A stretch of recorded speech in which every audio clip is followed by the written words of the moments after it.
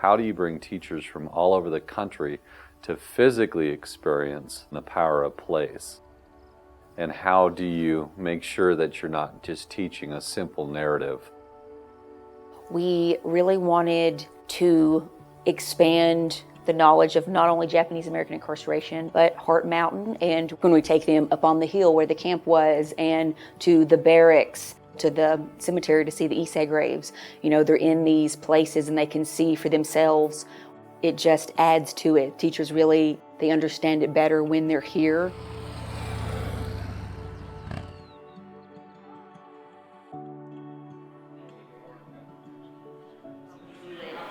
So today we refer to this camp and the other 9 camps like it as incarceration camps. But then the Heart Mountain NEH Teacher Workshop is a workshop for 72 teachers around the country. They come to Heart Mountain to get place-based learning, specifically about Japanese American incarceration. For a lot of teachers, this really was their jumping in point. We've had a few teachers say that because they don't know how to teach it, that they just pass it by and they don't teach it. So we want to prepare them and make sure they have all the resources, everything they need, that they feel knowledgeable and comfortable bringing this back to their classroom and teaching it to their students.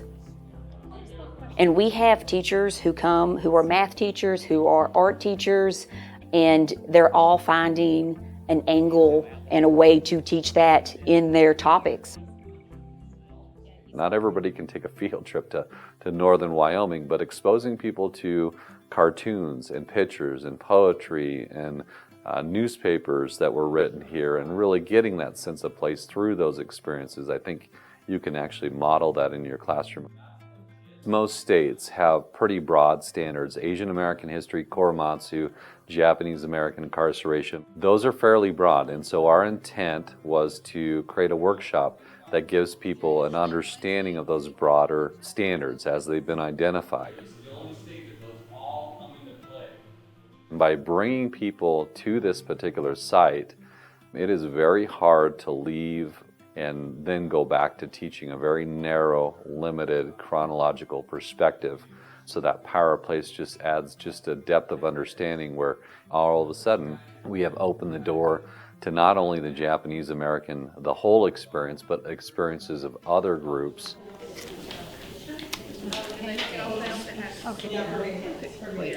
Yeah, nothing else. Oh, this is my mom.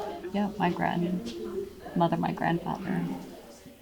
My name is Leslie Gore. I am from Tulsa, Oklahoma, and I'm an art teacher.